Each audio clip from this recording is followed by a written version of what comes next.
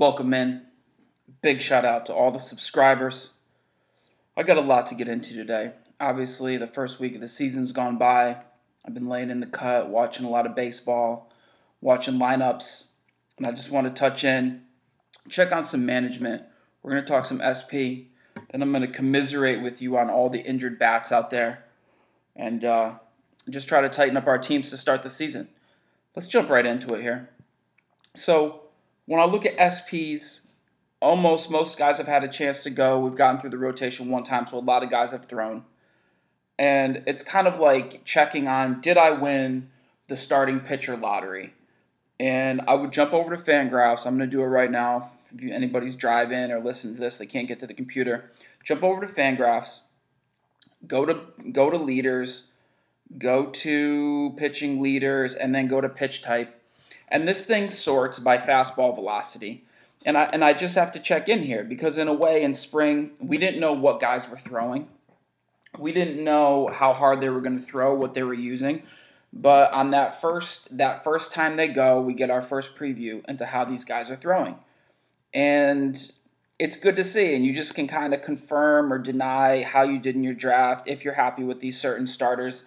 And I think it's just worth scrolling down this list and touching on some guys and how I look at these numbers. Number one, Noah Syndergaard is sitting 97.6 miles an hour to lead the board. Throwing the fastball 56%. He's sprinkling in 4-pitch mix, mostly using the fastball, laying off the curveball. This is good. This is good. You're happy. You've got Noah Syndergaard. Get ready to ride the wave. All you care about is his fingers staying intact, his elbow staying intact, his oblique, everything working all season. And maybe you're in line for the stud. Maybe this is the year he's going to break out. He's going to be terribly hard to handle sitting at 97. Gerrit Cole, right back at us, sitting 96.9. I'm going to use the decimals because every little bit counts when you're at this high level. If a guy is sitting 96.9, that doesn't mean that every fastball is just coming out 97, 97. He may drop down to what is his slow fastball at 95, but can reach back and touch 100. These are guys that are just firing heat that is going to be hard to deal with. He's also 4-pitch mix. You're happy there. Nate Eovaldi showing his 4-pitch mix. Yes, he's sitting 97, which he's done his whole career, but it's usually straight, and you see him only using it 40% of the time. He's got to lay off. He's got to use something else. You see him using his cutter there to get a little bit more movement on the fastball, using it 26%, and just sprinkling in some sliders, curveballs, split fingers. Obviously, the results haven't been that good for Eovaldi so far this season. We knew there were some weaknesses in that profile. Let me just keep working down this list a little bit. Jake deGrom, the deGrominator. 97, 96.7, great. Sandy Alcantara, sitting 96, using 4 pitches. This is where I'm going to diverge. I'm listening to these pods, and everyone's like, Alcantara, no, wait and see. He's not that good. Yeah, take a shot on Alcantara. Are you kidding? Like, if Alcantara is in the waivers or you get a chance to stream him, the 96 fastball velocity alone is going to make him hard to deal with. He might get through some innings. And this isn't a 2-pitch guy like he's fastball slider. He's sprinkling in curveball. He's sprinkling in change, hard change, at least to keep guys off balance. It shows he's not in love with his fastball at a 46% usage rate, but it's coming in at 96. I mean, he's worth a flyer over a lot of guys that are sitting 90 and 91. So I like Alcantara just because how hard he's throwing right now. But for some reason, he's being disregarded out there. German Marquez, there he is. Number 6 with that 95.6. Using a 3-pitch mix. Looks like he kind of scrapped the change a little bit. Blake Snell, 95. Congratulations. Here he is. Luis Castillo sitting 95. Congratulations. The number 10 starting pitching velocity. There he is. Clevenger at 95. Scherzer. This is why Scherzer's the GOAT. Comes out game 1. 5-pitch mix. He's sitting 94.7. Essentially 95. That's why he's the real deal. Right behind him, Bauer. Sitting 94.7. Oh, look who popped up on this list. I didn't see this. Because he just went last night. Max Fried, sitting 94.5. trying to do 4-pitch mix, kind of left the slider alone, left the change alone, but he uses a curveball that's down at 75 miles per hour. Yeah, that's why Max Fried, out of nowhere, went 6 scoreless last night, because 94.5 is hard to deal with. It creates guesswork. And another thing to pick up on is you like your pitchers working in different speed bandwidths. If they can throw at 95 and they can have 85, mid-80s sliders and changes, and then even sprinkle in, Fried is dropping it down to 75-mile-per-hour curveball. So a hitter's got to pick. The hitter's got to pick. Is he sitting fastball at 95, or is he just going to watch that cheese blow by him and hang on a curveball that's coming 75? Well, what if the curveball's got big rainbow effect? Maybe he's going to sit fastball. The curveballs will drop in for strikes. So there's Max Fried. I mean, I'm taking flyers on guys based on velo. Jose Urena, not very good, but still sitting 94.5. You see his problem? 2-pitch mix. Sprinkles and change, but not enough to really take serious. It's a 90-mile-an-hour change, so the velocity differential between the fastball at 95 and the change at 90 is not enough to fool hitters. Verlander, Yanni Trinos, Jameson Taillon, 94, great. Charlie Morton, 94, David Hess. You see some of these start to drop down. Aaron Sanchez at 93.9. He just sits using fastball, 65%, 66%, sprinkling in curve and change. Harvey at 94. Brad Keller, kind of a surprise guy, sitting 93.6. And then these numbers really start to drop off. There's a couple guys where, there's some talk about Lucas Giolito, highly ranked prospect, kind of re-emerging, kind of trusting some of his off-speed stuff. He's using 4-pitch mix, sitting 93.5. We like that. Mike Minor, sometimes he goes well. There he is, 4-pitch mix, had a good couple starts. And then you reach concern. If I didn't see my guys up there at 95, that's what I was drafting. Why is Miles Mikolas only sitting at 93.1? I wanted him working at 95 there. Little concerned that he's down. Obviously, this is the beginning of the season. We're looking for ramp up. We're looking for guys to, maybe gain a little bit as they're going.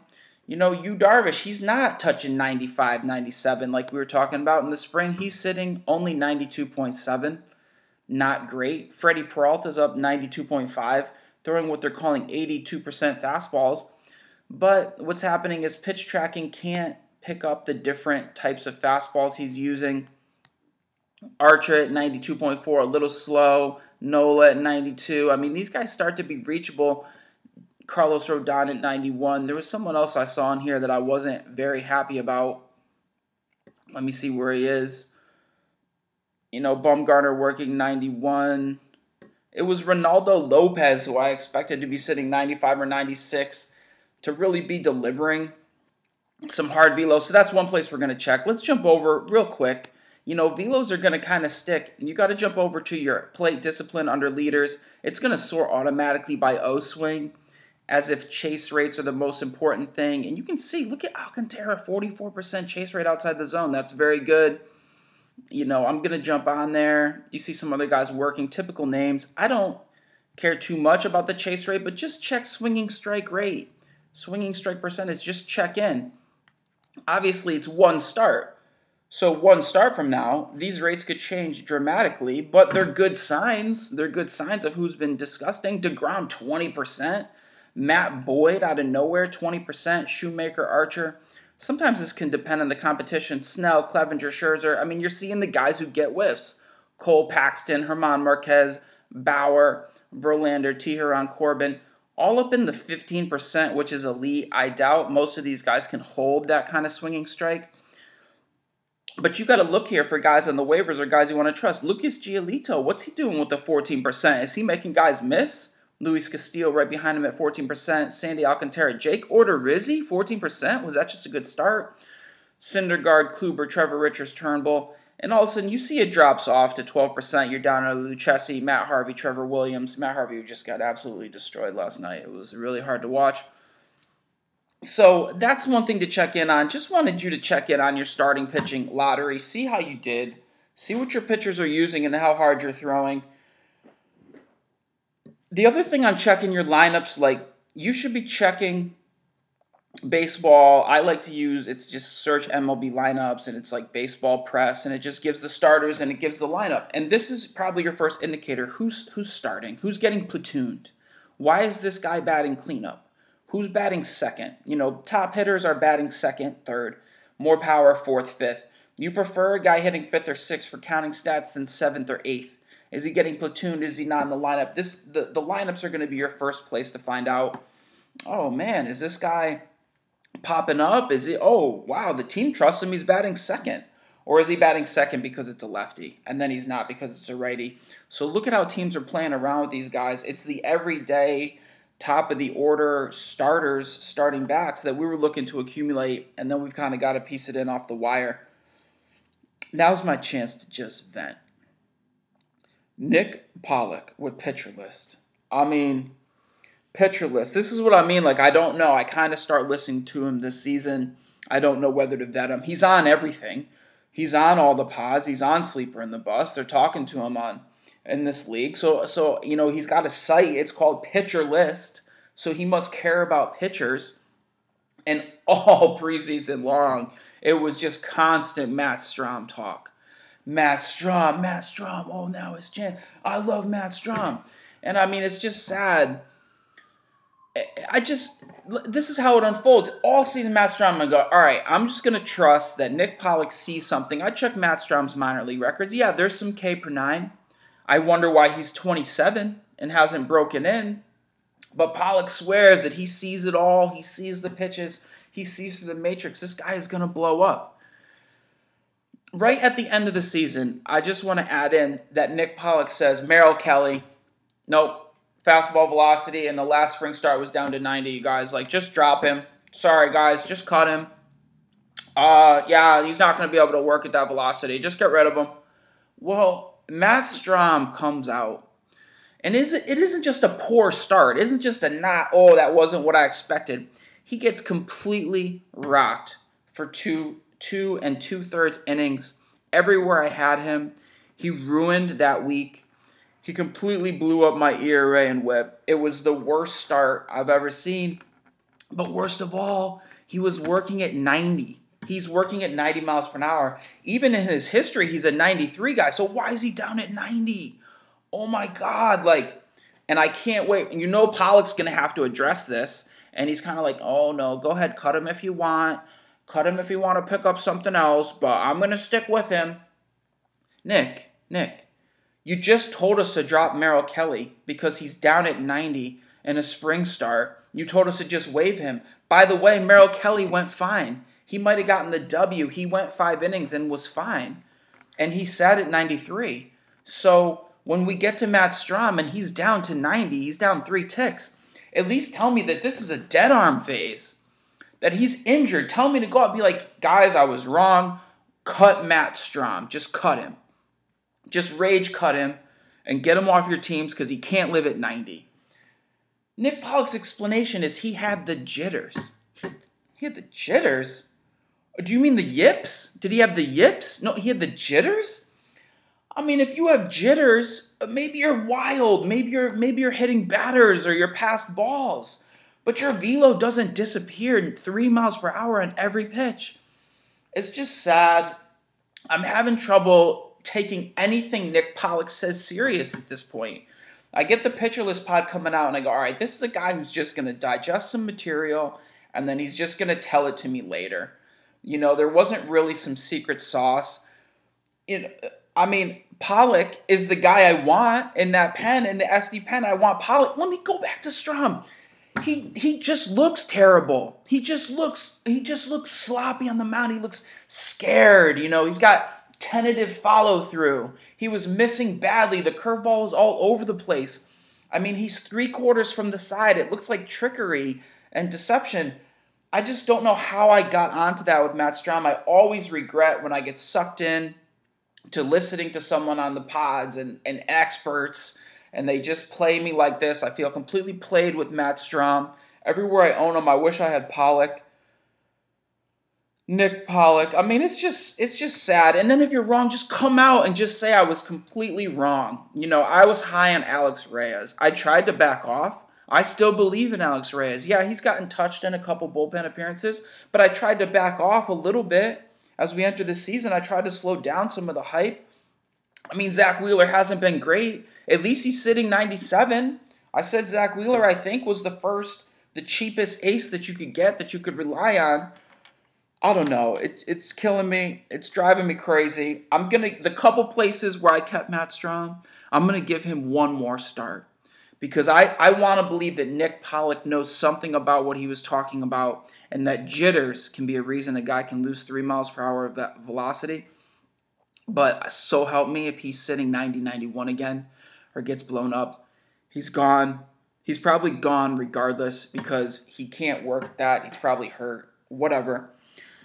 Let's commiserate on some hitters, because we've been there. Let's start with the big one. Let's start with number one, Trea Turner. Trea Turner comes out in the first couple games, and you're like, oh, yes, I won the league.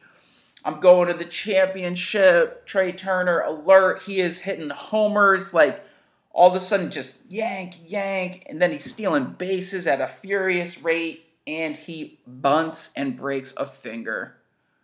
The fun is over. You have a giant hole at shortstop. Hopefully you've got some redundancy in there. You probably have a stolen base issue because you probably were relying on Turner, and then you didn't draft a lot of speed in the outfield. It's going to be tough. It's going to be not good for, I think, 4 to 6. At least it isn't catastrophic. I would definitely try to get him from a panicked owner, because you're going to be seeing more of the same of what he was doing before he got injured. Why was he bunting?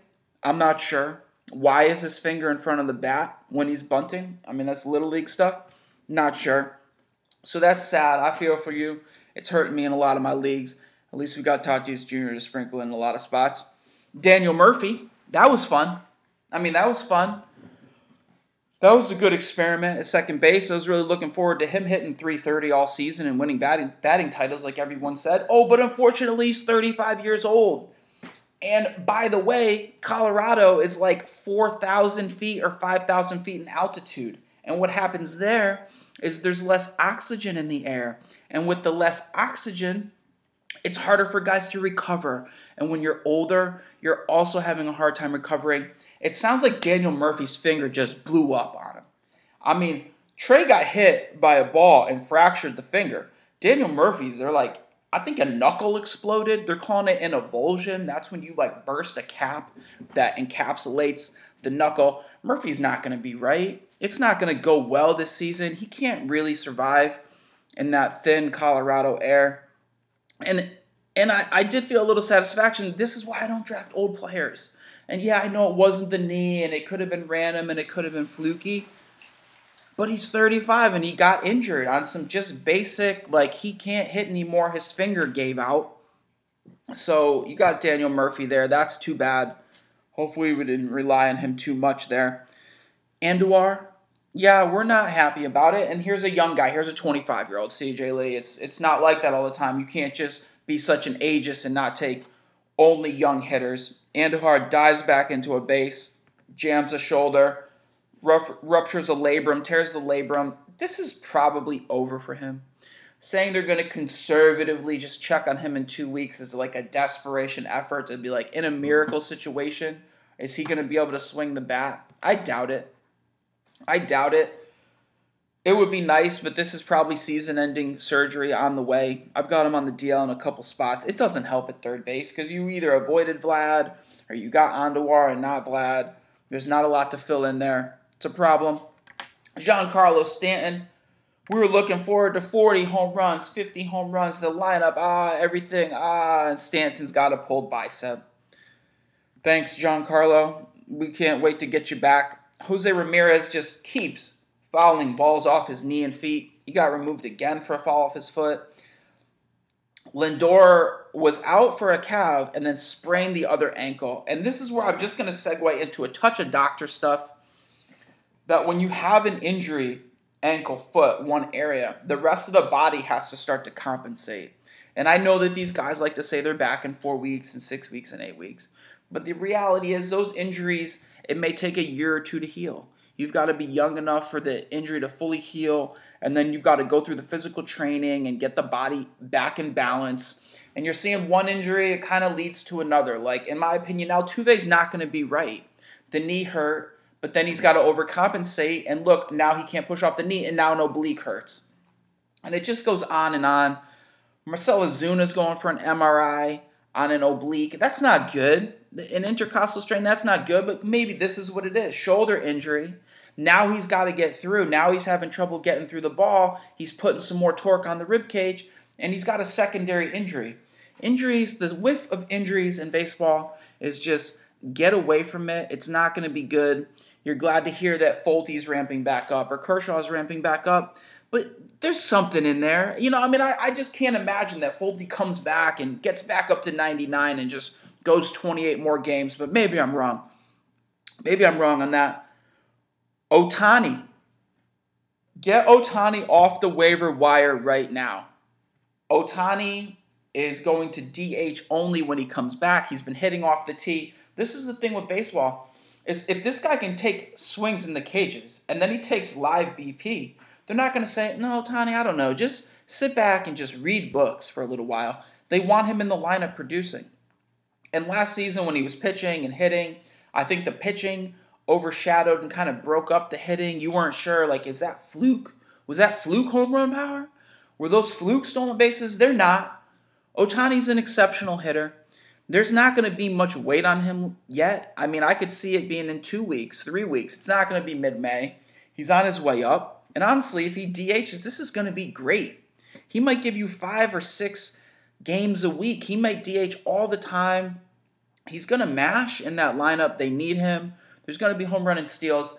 I am all for going and getting big pieces of Ohtani. If you're in a deeper league, I'm looking at a Rowdy Tellez in Toronto. He's just a big boy hitting cleanup. He's got some power in the minors. Maybe as times come. Sometimes these big guys, they're just swinging the stick, swinging the candlestick around, making home runs. At least he's making more contact than some guys that have gone bone cold dry since the season started. It's great that Yuli Gurriel Jr. Oh wow, spring! Look at him. 1,000 OPS have been amazing. He can't even find the ball. That's how much things change when you go from spring training to the regular season. I'm throwing Rowdy Tellez out there. Bullpens are just blowing saves. They're blowing leads. They're blowing saves all over the place. It's hard to get wins in this environment. That's what I got for you guys. Stay tuned in. The roller coaster has begun. The injury roller coaster. The waiver wire just chaos. All the pitchers are random. This is why we love fantasy baseball season, because we like this stuff to drive us crazy on a nightly basis. We like the stats to slowly dribble in 4 at-bats of a time so we can overreact. Get out in front of some trends. Don't just wait for pitcher lists and CBS Sports to tell you, oh, you know what? 10 good starts. He's a good pitcher now. Get out in front. Probably roster some Alcantara.